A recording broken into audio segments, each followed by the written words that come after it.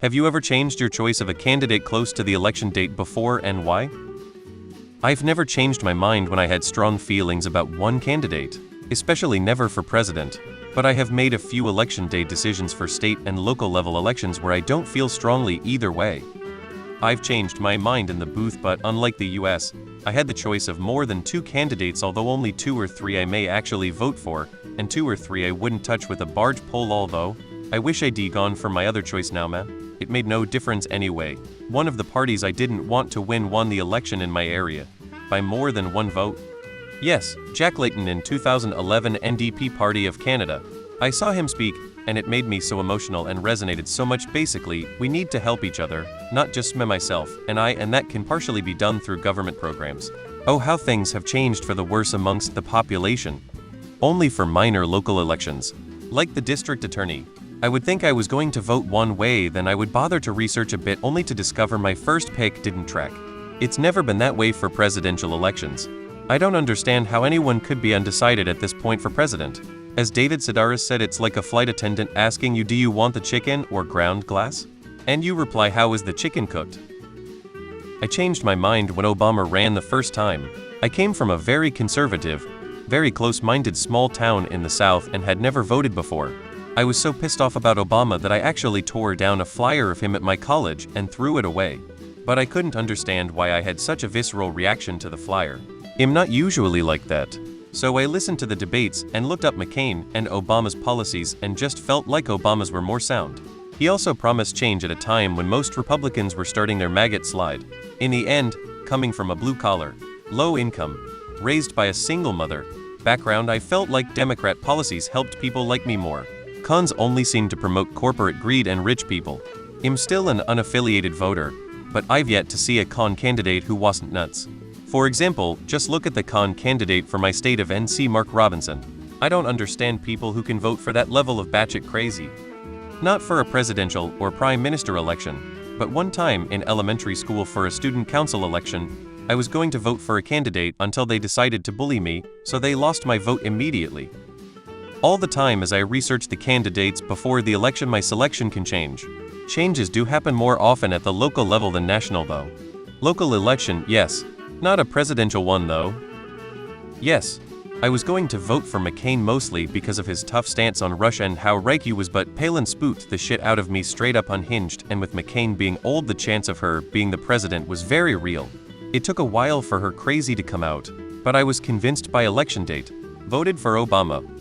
In 1996, I was really on the fence between GOP Senator Bob Dole and Bill Clinton for US President. I stuck with Clinton, who I voted for in '92, for many reasons. In the end, it was the last time I seriously considered voting for a Republican for any office. Yes, it was city council. 3 people were in the race. I had met one of the candidates personally and had talked to her, and I generally liked her approach, but I feared it was just a little too affluent people. And I'm sorry, I don't know the rest of you. There was a man in the race, and he was like, in this for me and my friends, fuck the rest of you, affluent or not. So between those two, the choice was clear. There was a third person, but I frankly hadn't heard much about her, and I figured she had no chance. Very late in the race, a mentor of mine said he was organizing a fundraiser for this third person, and he explained that he really believed in her and that she would represent everyone. So I learned more about her, and I decided to cast my vote for her. And she won. The other lady came in a close second, and the man came in a distant third, just as the world should be. Sarah Palin made me not vote for McCain in the first election I could vote. I liked him a lot and continued to afterward. But he was old, so VP really mattered. No freaking way was I gambling on her being president. Yep. US House race 6 years ago. It was a hard decision between the two since both had a lot of good points, and I was leaning towards the R candidate. Now, mind you, the D candidate is openly gay. Then, about a month before the election, the R candidate started running all these ads with him playing football, lifting weights, at the gym, at the beach, with women. It not only came off as overly masculine, but also as extremely insecure. Considering the amount of proverbially manly things he's doing in these commercials, it came off as rather homophobic, too. So yeah, the R candidate secured a D vote from me and I'm registered as an R. D guy has done a great job, so he's got my vote again this year. I can't see him losing to the R candidate either. People like the R person. One of the candidates is getting desperate, I see. 2016 was going to vote for Stein until I was in that both and changed to Clinton, because I recognized that the president was going to be Trump or Clinton, and while I had my issues with Clinton, Trump was a proto-fascist and couldn't be given power. Yes, I switched from Perot to Clinton.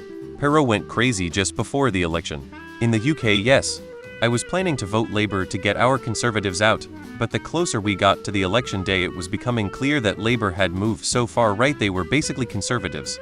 I voted for the Greens instead. Yep, I worked with a charity group 10 years ago now, and learned how much multicolor yard signs cost to manufacture locally. Think 2-3 state area. Was driving in my hometown.